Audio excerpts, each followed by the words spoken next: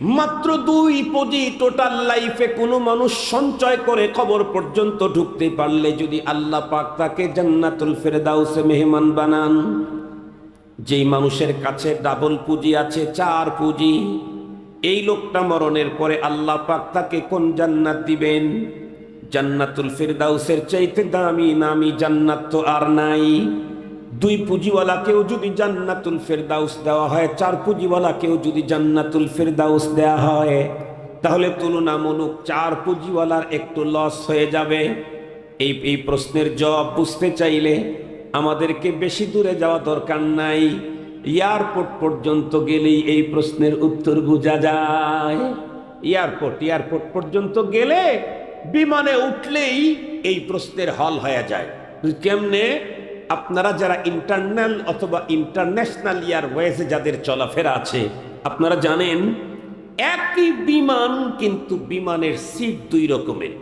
একটা হলো business class আর একটা ইকোনমি ক্লাস। ইকোনমি ক্লাসের সিটের ফেয়ার যদি হয় 50,000, বিজনেস ক্লাসের সিটের ফেয়ার হয় 1,10,000, ডাবলেরও বেশি। অথচ বিমান একটাই, এত ফেয়ারে তারতম্য কেন? কারণ জাহাজ একটা হলে কি হবে, কিন্তু এই 2 সিটের যারা বসবে প্যাসেঞ্জার হবে, তাদের ভিতরে সুবিধা মজার আসমান জমিনের পার্থক্য। কেমন? আপনি ইকোনমি ক্লাসে টিকিট করেছেন, তাহলে আপনি যে সিটটা পাবেন, সিটটা অনেক বেশি প্রশস্ত হবে না, কনজাস্টেড হবে, এবং এই সিটটা চতুর্দিকে মুভিং করবে না, এ শুধু একটু সামনের দিকে একটু পিছনের দিকে, উপরের অংশটা একটু মুভিং করবে। এরপরে 7 ঘন্টা লম্বা সফরে থাকবেন আপনি জাহাজে। আপনাকে জেনারেলি যে খাবার সরবরাহ করা হবে সেটি আপনি পাবেন, একটা নাস্তা পাবেন, একটা ভারী খাবার পাবেন। এরপরে যদি আপনার কোনো পানির প্রয়োজন হয়, অন্য কিছুর প্রয়োজন হয়, সেই ক্ষেত্রে আপনাকে উপরে সুইচ আছে, সুইচ টিপতে হবে। সুইচ টিপ দিলে একটা আওয়াজ হবে, ওইখানে একটা লাল বাতি জ্বলে উঠবে। তখন বিমানবালা বুঝবে যে আমাকে প্যাসেঞ্জার স্মরণ করছে, এসে জিজ্ঞাসা করবে, স্যার কি চাই? এ হলো ইকোনমিক ক্লাসের। বিজনেস ক্লাস বিমান একটাই, সিটগুলি একদম সামনে, সিটগুলি অনেক বেশি প্রশস্ত। এই সিটটা এমন প্রযুক্তির দ্বারা বানানো আছে, আপনি যদি মনে করেন আমি স্টিল সোজা হয়ে বসবো, আপনি শুধু এই ক্লিক করবেন, টাচ করবেন, বাটন চিপবেন, আপনাকে সোজা করে বসায় ফেলবে। আবার মনে চাইতেছি যে না আমি একটু শুয়ে পড়ব, আপনি আপনার হালতেই থাকবেন, শুধু আরেকটা জায়গায় বাটন চিপবেন, আপনার সিট আপনাকে শোয়ায় দিবে। আবার যদি মনে চায় পাশের সিটে বসে আছে আপনার ওয়াইফ অথবা আপনার বন্ধু, আপনার ছেলে, মনে চাচ্ছে আপনি আপনার বন্ধুর কাঁধে একটু মাথা রাখতে চাচ্ছেন, ওয়াইফের কাঁধের উপরে একটু মাথা রাখতে চাচ্ছেন, সেই ক্ষেত্রে আপনার বডিটাকে এভাবে ঘুরে নিয়ে তার কাঁধে মাথা দিতে হবে না, আপনি আরেকটা জায়গায় ক্লিক করবেন, আস্তে ওই চিপটাই আপনার পুরো বডিটাকে ওভাবে ঘুরে নিয়ে ওই পর্যন্ত আপনার মাথাটা পৌঁছিয়ে দেবে। মনে চাইবে পাটা একটু লম্বা করতে, আর এক জায়গায় ক্লিক করবেন, আপনার পা আপনাকে উঁচা করতে হবে না, ওই সিট আপনার পাকে উঁচা করে ছেড়ে দিবে। এরপরে আপনাকে কিছুক্ষণ পর পর ক্লিক করতে হবে না, কোনো জায়গায় বাটন চিপতে হবে না, কিছুক্ষণ পর পর এসে বিমানবালা জিজ্ঞেস করবে, স্যার কি চাই? ওয়ালাকুম ফিহা মা তাশতাহি আনফুসুকুম। স্যার কি চাই? আপনি কি কোল্ড কফি খাবেন না হট কফি খাবেন? চা খাবেন না ব্ল্যাক কফি খাবেন না হোয়াইট কফি খাবেন? জুস খাবেন তো কোন ফলের জুস খাবেন? মোটামুটি এমন কিছু পাবেন যা নিজের বাড়িতেও সবসময় রেডি থাকে না। এত কিছু পাওয়া যায় বিজনেস ক্লাসে। আল্লাহ তাআলা 4 পুঁজি নিয়ে যাদের জীবন কাটবে তাদেরকে জান্নাতুল ফেরদাউস দিবেন। 2 পুঁজি নিয়ে যারা কবর পর্যন্ত যে যাবে তাদেরকেও জান্নাতুল ফেরদাউস দিবেন, কিন্তু 2 পুঁজিওয়ালাকে দিবেন আমাদের একটা বড় ঝামেলা তালিবুল ইলমদের ভিতরে বর্তমান সময়ে একটা বড় ঝামেলা হলো, একটা কথা একবার শুনেছে, ওই কথাটাই দ্বিতীয়বার আলোচনা শুরু হলে ওই কথাটার শুধু একটা অংশ শুনলেই ওই কথার দিক থেকে মনোনিবেশ 100% টার্ন করে ফেলে, আর মনোনিবেশ ওটা আমি জানি। এই বিষয়টা, এই স্বভাবটা, এই চরিত্রটা আমাদেরকে জাহালতের দিকে নিয়ে যাচ্ছে। এই পৃথিবীর যারা বড় হয়েছিলেন তাদের লাইফ হিস্টোরি পড়ো, তাদের সাওয়ানেহে আমরি মোতালা করো ছোট ভাইয়েরা, দেখবা বিশ্ববিখ্যাত দার্শনিক আল্লামা শেখ সাদি আলাইহির রাহমা, ওনাকেই জিজ্ঞেস করা হয়েছিল, হুজুর আপনি এত বড় হলেন কি করে? উনি বললেন, দুটি চরিত্রের মাধ্যমে আল্লাহ আমাকে বড় বানিয়েছেন। আল্লাহ আমাকে বড় বানিয়েছেন আদ-দুনিয়া বিল ওয়াসাইল লা বিল ফাজাইল। আল্লাহ আমাকে বড় বানিয়েছেন দুটি চরিত্রের মাধ্যমে, দুটি স্বভাব। কি? একটা কথা আমি 99 বার শুনেছি, সেই কথাটা 100 বার শুনছি আর একজন বলছে। প্রথমবার যেই গুরুত্বের সাথে শুনতাম 100 বারের বেলায় সেম গুরুত্বের সাথে শুনতাম। আর একটা স্বভাব ছিল আমার, আমি যেই জিনিস জানি না সেই জিনিসের ইলম নেওয়ার জন্য যে কারো কাছ থেকে নিতে আমি স্মরণ করতাম, যে জানে সেখান থেকেই আমি নিতাম। আল্লাহ তাআলা এই দুই চরিত্রের মাধ্যমে আমাকে অনেক বড় বানিয়েছেন। আমরা নিজেরা যদি বড় হতে চাই, তাহলে বড়দের চরিত্র আমাদের ভিতরে, আমাদেরকে বড়দের চরিত্রে চরিত্রবান হতে হবে। আল্লাহ আমাদেরকে তৌফিক দান করুন। মুখতাসার আজকের আলোচনা, আমরা প্রত্যেকেই জানি তাম পৃথিবীর যত মানুষ আছে, তাম মানুষগুলি বিশ্বাসের দিক থেকে দুই প্রকার। এক প্রকারের মানুষকে বলা হয় বিশ্বাসী, আর এক প্রকারের মানুষকে বলা হয় অবিশ্বাসী। তো বিশ্বাসী বলতে কি আর অবিশ্বাসী বলতে কি? তো বিশ্বাসী বলতে আল্লাহ সৃষ্টিকর্তা, পরপার, জান্নাত জাহান্নাম, এই জাতীয় বিষয়গুলি যারা বিশ্বাস করে তাদেরকে বিশ্বাসী। যারা স্রষ্টা বিশ্বাস করে না, পরপার বিশ্বাস করে না, জান্নাত জাহান্নাম বিশ্বাস করে না, তাদেরকে বলা হয় অবিশ্বাসী। আজকে আমার আলোচনা অবিশ্বাসীদেরকে নিয়ে না, বিশ্বাসীদেরকে নিয়ে। এ পৃথিবীর যত মানুষ বিশ্বাসী আছে, বিলখুসুস যারা পরপারকে বিশ্বাস করে, পরপারের সুখ দুঃখ বিশ্বাস করে, যে নামেই বিশ্বাস করুক, জান্নাত জাহান্নাম নামে বিশ্বাস করুক যেমন মুমিন মুসলমান, অথবা স্বর্গ নরকের নামে বিশ্বাস করুক যেমন হিন্দু, যে নামেই পরপারের সুখ দুঃখ বিশ্বাস করুক না কেন, প্রতিটি বিশ্বাসী তার জীবনে পরপারে সুখী হতে চায়, কেউ দুঃখী হতে চায় না। পৃথিবীর একজন বিশ্বাসী দেখাইতে পারবেন না যে লোকটা পরপারের সুখ দুঃখ বিশ্বাস করে অথচ সে পরপারে দুঃখী হতে চায়, সুখী হতে চায় না, এমন একটি মানুষও পৃথিবীতে নেই। বিষয়টাকে সঠিকভাবে সুন্দরভাবে বুঝবার জন্য একটা ছোট্ট মিসাল দেই। আমাদের দেশের বহুত্ববাদী হিন্দু, তারা পরপারকে বিশ্বাস করে, স্বর্গ নরককে বিশ্বাস করে। মুমিন বলি নাই তো, আমি বলছি বিশ্বাসী। এদের ধর্মীয় সিস্টেম, তাদের ধর্মীয় কালচার, এদের যত আপনজনই মারা যাক না কেন, মরণের পরে তারে চিতায় নিয়ে পুড়িয়ে ফেলে। এবং আজীব পদ্ধতি, প্রথম আগুনটা দিতে হয় সবচেয়ে কাছের অতি আপনজনকেই। গর্ভধারিণী মা, তাকেও পুড়িয়ে ফেলবে। জন্মদাতা বাবা, তাকেও পুড়িয়ে ফেলবে। কলিজার টুকরা সন্তান মারা গেলে তাকেও পুড়িয়ে ফেলবে। রফিকায়ে হায়াত, শারীরিক সম্পর্ক যার সাথে, অর্ধাঙ্গিনী স্ত্রী, সে মারা গেলেও পুড়িয়ে ফেলবে।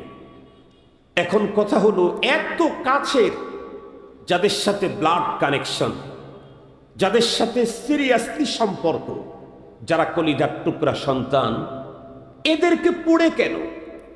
পড়ে হলো তাদের ধর্মীয় একটা আকীদা বিশ্বাস থেকে। তাদের প্রত্যেকের আকীদা হলো, একজন মানুষ এই পৃথিবীতে জীবন চলার পথে বাঁকে বাঁকে, ফাঁকে ফাঁকে সৃষ্টিকর্তার সাথে অনেক ভুল বেদবি হয়েই থাকে। এতগুলি ভুল বেদবি যদি পৃথিবী থেকে ক্ষমা না নিয়ে পরপারে যায়, তাহলে তাকে নরকে যেতে হবে। তারা কেউ নরকে যেতে রাজি নাই। এজন্য তারা তাদের আপনজনকে আগুন দিয়ে পুড়িয়ে সব অপরাধগুলি নিট অ্যান্ড ক্লিন করে পুড়িয়ে তাকে স্বর্গে পাঠায়। এটা হলো তাদের আকীদা। স্বর্গে যায় না নরকে যায় আমরা তা বলতে যাব না, তারা পাঠায় স্বর্গে, তাদের সিস্টেম, আকীদা, বিশ্বাস। এখান থেকে আমি একটা পয়েন্ট নিতে চাচ্ছি, সেটি হলো হিন্দু বহুত্ববাদী তারাও মরণের পরে স্বর্গে যেতে চায়, আগুনে পুড়ে হলেও নরকে কেউ যেতে চায় না। আমার কথা আপনারা শুনতেছেন কি? বুঝতেছেন তো? তারাও স্বর্গে যেতে চায়, নরকে যেতে চায় না। তাহলে আমরা যারা মুমিন, একত্ববাদের বিশ্বাসীরা আমরা যারা, তারা মরণের পরে কোথায় যেতে চাই? তাও কথা বলেন না। কোথায় যেতে চান মরণের পরে? এর ভিতরে অন্য কারো কোনো অন্য চাহিদা নাই তো? জান্নাত, এটা কমন, সবাই জান্নাতে যেতে চাই, জান্নাত পেতে চাই, জান্নাতে যেতে চাই।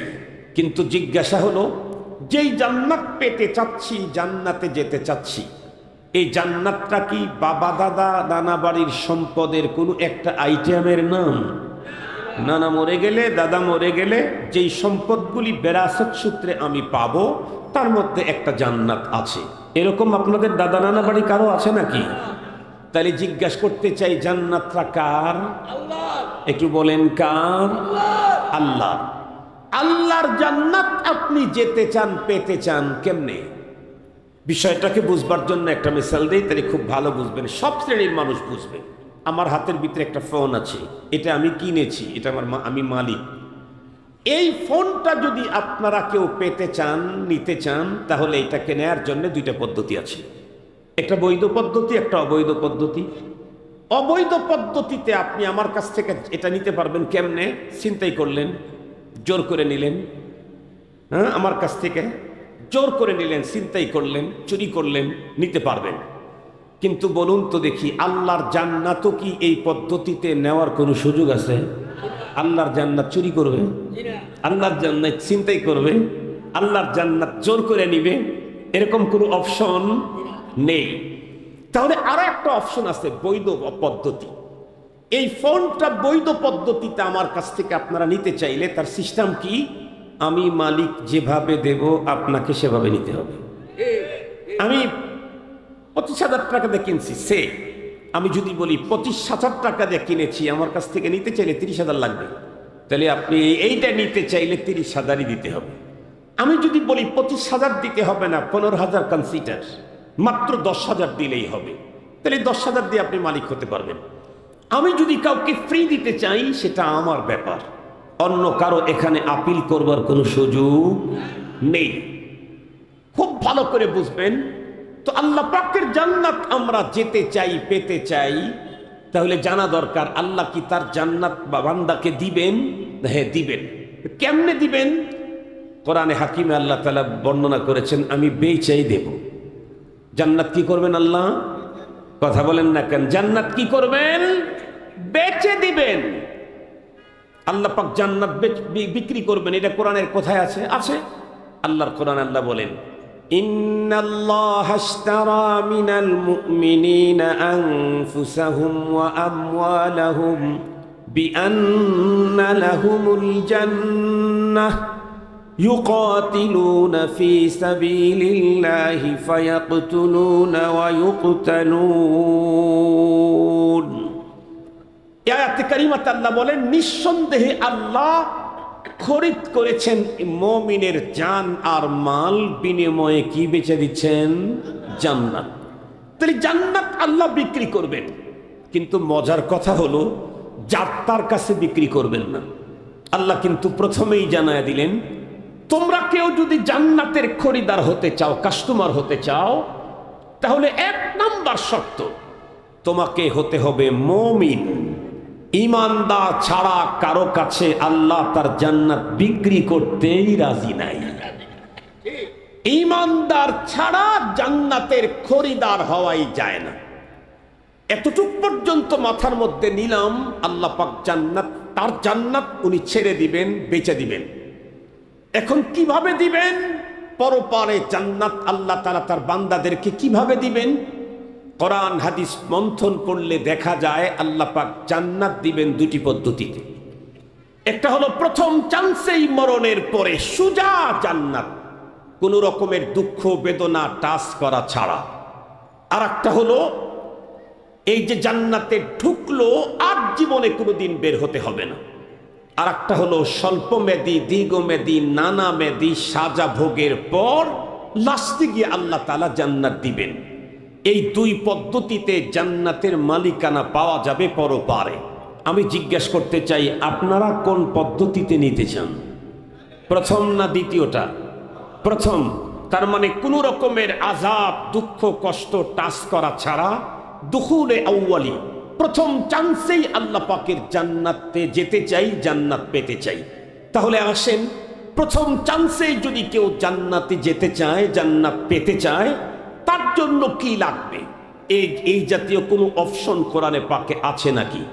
তাহলে 30 পারা কোরআন মন্থন করলে দেখবেন আল্লাহ তাআলা ডিরেক্ট আল্লাহ পাকের জান্নাতে ঢুকতে চাইলে তার জন্য দুইটা পদ্ধতি বর্ণনা করেছেন। একটা হচ্ছে শর্ট আর একটা হচ্ছে লং। লং কোর্সের ভিতরে 4 পুঁজি গোছাইতে হবে, 4 পুঁজি জমাইতে হবে টোটাল লাইফে। আল্লাহ তাআলা বলেন, ওয়াল আসরি ইন্নাল ইনসানা লাফি খুসর ইল্লাল্লাযীনা আমানু ওয়া আমিলুস সালিহাত ওয়া তাওয়াসাউ বিল হক ওয়া তাওয়াসাউ বিস সবর। কয়টা কর্মসূচি? 4। আর একটা পদ্ধতিতে ডিরেক্ট আল্লাহর জান্নাতে ঢোকা যায়, সেখানে কর্মসূচি একদম নেসফ, অর্ধেক, 50, মাত্র 2টা। সেটা কোনটা? আল্লাহ বলেন, ইন্নাল্লাযীনা আমানু ওয়া আমিলুস সালিহাতি কানাত লাহুম জান্নাতুল ফিরদাউসি নুজুলা। যেই মানুষটা তার টোটাল লাইফে মাত্র 2টা পুঁজি অর্জন করেছে টোটাল লাইফে, একটা হলো ঈমান আর একটা হলো নেক আমল।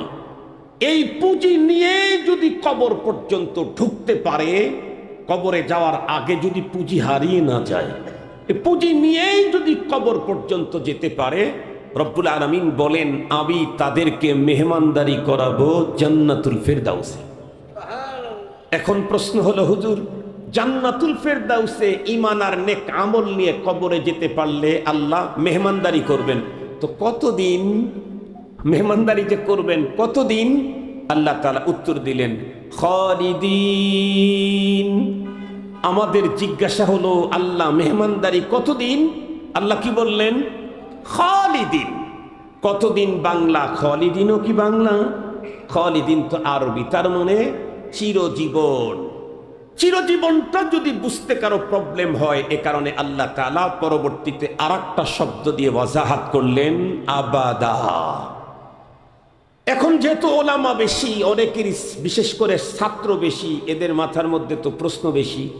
কারো মাথার মধ্যে প্রশ্ন এসে যেতে পারে, হুজুর তো 4 কর্মসূচির অধীনে যেই লোকটা টোটাল লাইফ কাটাইলো তাকেও আল্লাহ জান্নাত দিবেন, মাত্র 2টা পুঁজি নিয়ে যে কবরে গেল তাকেও আল্লাহ জান্নাত দিবেন, এবং 2 পুঁজিওয়ালাকে যে জান্নাত দিবেন সে জান্নাতের নাম জান্নাতুল ফিরদাউস।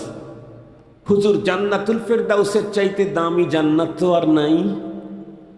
তাহলে 2 পুঁজি সারা জীবনে যে অর্জন করে কবর পর্যন্ত গেল, তার জন্য যদি জান্নাতুল ফিরদাউস হয়, 4 পুঁজি ডাবল যারা অর্জন করলো তাদেরকে আল্লাহ কোন জান্নাত দিবেন? যদি বলেন তাকেও জান্নাতুল ফিরদাউস, তাহলে তো একটু লস হইল তার। কিন্তু বলেন আল্লাহ পাক কি কাউরে লস দিবেন? লস করাবেন?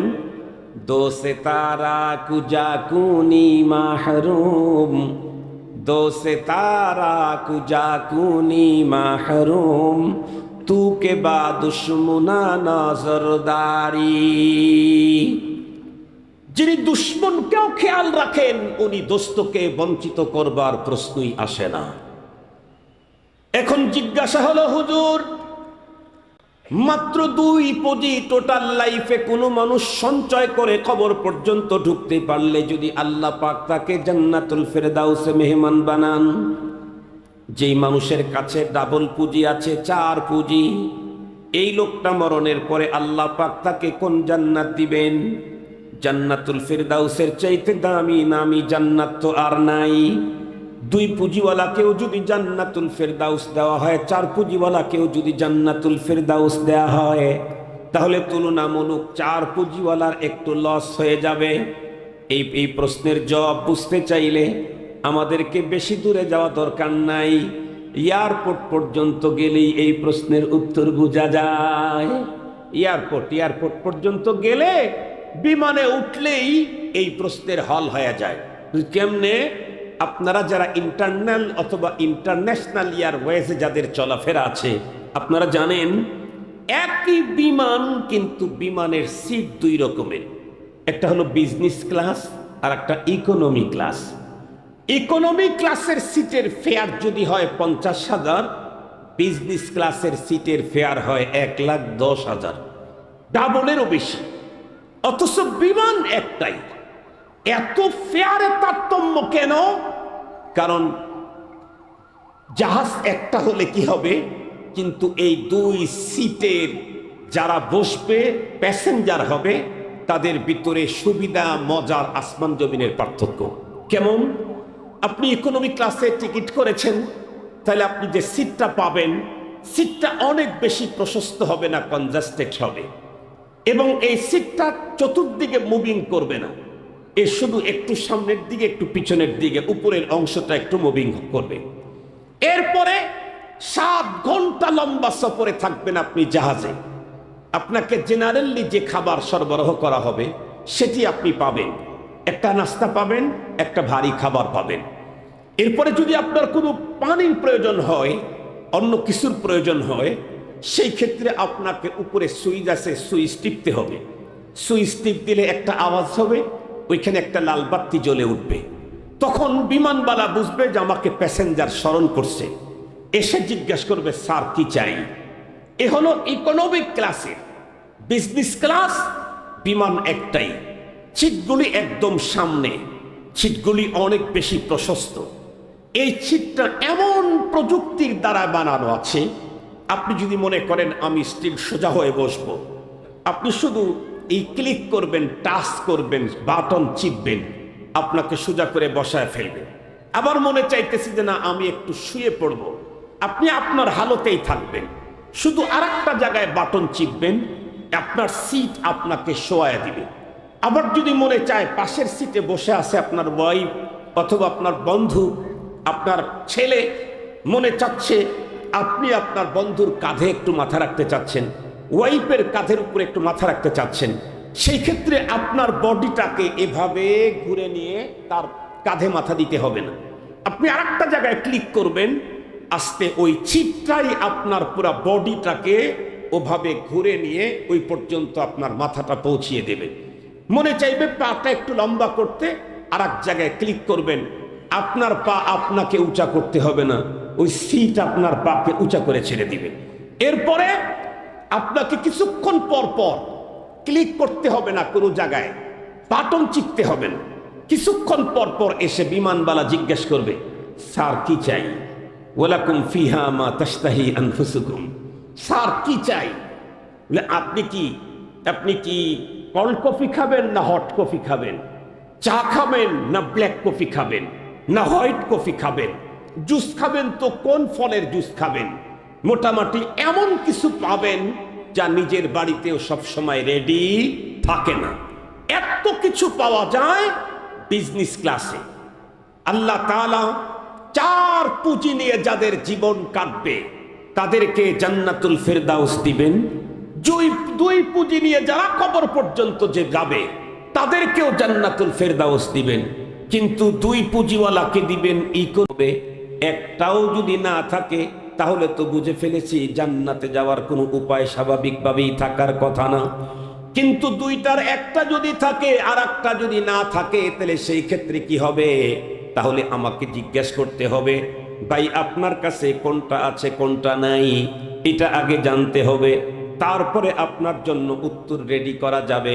যদি কেউ বলে হুজুর আমার কাছে নেক আমলের কোনো অভাব নাই, জনহিতকর কাজ আমি কম করি নাই, মসজিদ তৈরি করছি তো করেছি, পৃথিবীর ইতিহাসে কোনো রাজা বাদশাহ একসঙ্গে 500টা মডেল মসজিদ বানায় নাই, আমি বানায় দিলাম। বৃদ্ধাশ্রম আমি তৈরি করে দিলাম। কওমি মাদ্রাসার সনদের স্বীকৃতি আমি দিয়ে দিলাম। এরপরে বিশ্ব ইস্তেমার জায়গা আমার বাবায় দিয়ে গেল। এরপরে বন্ধুরা আমার কাকরাইল মসজিদের ওই জায়গাটা আমার আব্বা দিল। আমি আর আমার বাবার পুরা ফ্যামিলির লোকেরা মিলে সমস্ত নেকির কাজগুলি করলাম। শুধুমাত্র কেবলমাত্র ঈমানটা আমার নাই। আপনারা নিজেরাই বলুন তো দেখি, এই লোকের অবস্থা কি হতে পারে? জান্নাত? কথা বলেন না কেন? জান্নাত কেন হবে না? কারণ আল্লাহ আগেই বলে দিয়েছেন, ইন্নাল্লাহা আশতারা মিনাল মুমিনিন। আল্লাহ পাকের জান্নাতের খরিদার হতে চাইলে মুমিন হওয়া লাগবে। যেই ব্যক্তির কাছে ঈমান নাই, সেই লোক আল্লাহ পাকের জান্নাতের খরিদার হওয়ার যোগ্যতাই নাই।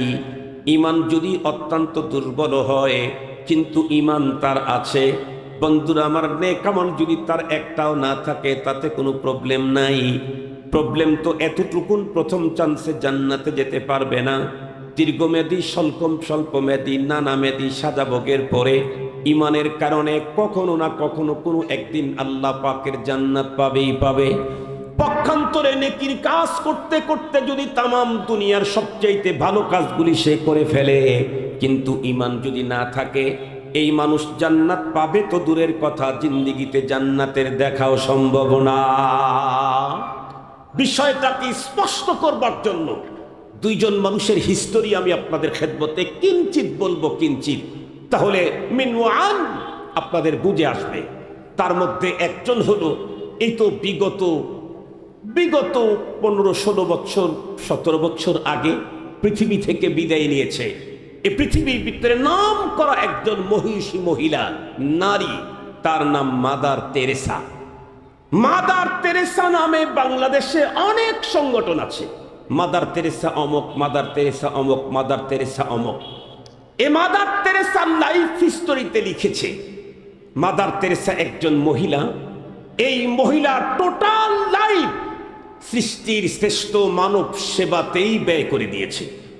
এমন কঠিনভাবে মানব সেবাতে আত্মনিয়োগ করেছিল, পৃথিবী তাকে মানব সেবাতে গোল্ড মেডেল দিয়েছে কয়েকবার।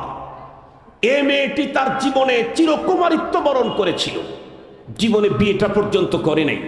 তার থিওরি ছিল, আমি যদি কাউকে বিয়ে করি তাহলে অবশ্যই তাকে তো কিছু না কিছু টাইম দিতে হবে। এতটুকুন টাইম সৃষ্টির শ্রেষ্ঠ মানব সেবা ব্যাহত হোক, এটি আমি মেনে নিতে পারি না। এতটাই সিরিয়াসলি মানব সেবা করেছে। মানব সেবা তো অনেক বড় ইবাদত, সেই ইবাদতে টোটাল লাইফটা পার করলো এই নারী। বলুন তো দেখি, এই নারী দুনিয়া থেকে চলে গেছে, এখন জান্নাত না জাহান্নাম? কেন? কারণ নেকির কাজ করেছে বটে, কিন্তু ঈমানের পুঁজি নাই। আরো একজন মানুষ, যার ইতিহাস পড়েই তো আমরা হুজুর হয়েছি। আমরা প্রত্যেকেই জানি ইসলামের শুরু যুগের ক্রাইসিস পিরিয়ডে, বন্ধুরা আমার, ইসলামের শুরু যুগের ইতিহাস যত কিতাবের ভিতরে লেখা আছে, ম্যাক্সিমাম কিতাবের ভিতরে ওই লোকের নাম আছে। উনি হলেন পৃথিবীর সবচাইতে বড় সেরা বংশে জন্মগ্রহণকারী নবীদের নবী মুহাম্মাদুর রাসূলুল্লাহ সাল্লাল্লাহু আলাইহি ওয়াসাল্লামের আপন চাচা খাজা আবু তালেব। আমরা ছোট্টবেলায় ইসলামী ইতিহাস পড়েছি, ইসলামের ক্রাইসিস পিরিয়ডের ইতিহাস পড়েছি। সেখানে পাতায় পাতায় খাজা আবু তালেবের কোরবানির কথা উল্লেখ আছে। খুব ভালো করে বুঝবেন, খাজা আবু তালেব আল্লাহর পয়গম্বর বিশ্ব নবীর জন্য এমন কোরবানি করেছেন, পৃথিবীর ইতিহাসে কোনো চাচা ভাতিজার জন্য এমন কোরবানির ঈদ নজির নাই।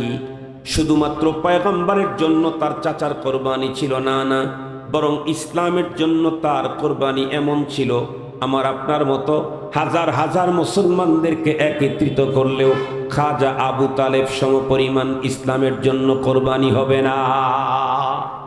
আমার আপনার মতো হাজার লোককে এক জায়গায় করলেও হবে না। একটু বুঝাবার জন্য বলি, বিশ্বনবী সাল্লাল্লাহু আলাইহি ওয়াসাল্লাম মক্কাতুল মুকাররমাতে যখন দাওয়াতের কার্যক্রম শুরু করলেন, পয়গম্বরের দাওয়াত তো ছিল ইয়া আইয়ুহান নাস কুলু লা ইলাহা ইল্লাল্লাহ তুফলিহুন। হে ঈমানদারেরা, সকল দেবদেবী মূর্তির পূজা ছেড়ে দাও, এক রবের কথা তোমরা মেনে নাও। এক রবের কথা তাওহীদের যখন দাওয়াত দিচ্ছিলেন, সঙ্গত কারণে মক্কার সকল গোত্র ধর্ম বর্ণ সবার বিরুদ্ধে চলে গেল পয়গম্বরের এই কথা। একটা পর্যায়ে বন্ধুরা আমার, মক্কার সকল গোত্রের লোকেরা মহাজোট কায়েম করলো।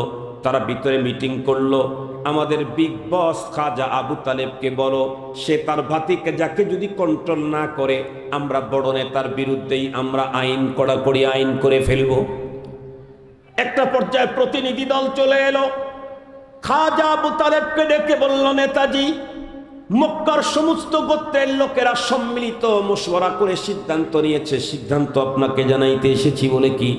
আপনি আপনার ভাতিজাটাকে কন্ট্রোল করেন।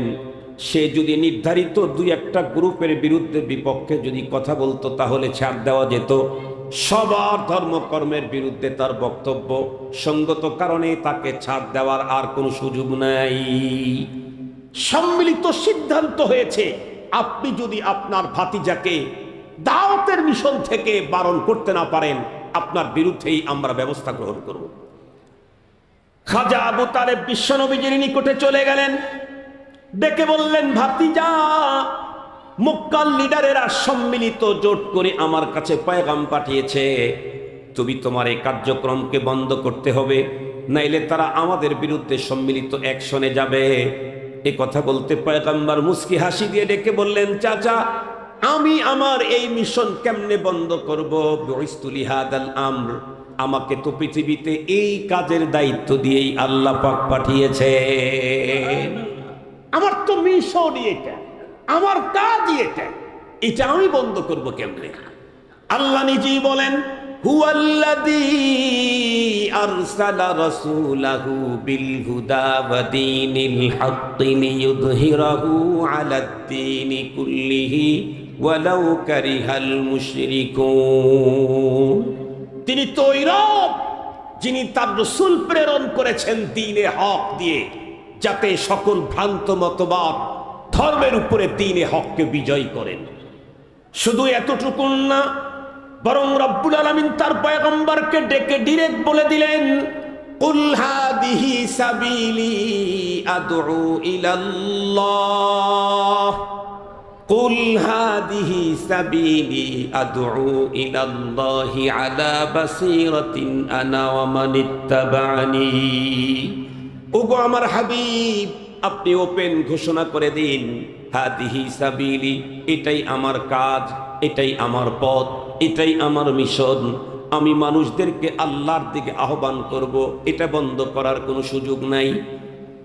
বিশ্বনবীজির এই কথা শুনে খাজা আবু তালেব মুস্কি হেসে ভাতিজাকে ডেকে বললেন, বেটা, তাহলে তুমি তোমার দাওয়াতের মিশন তুমি তোমার মতো করে পরিচালনা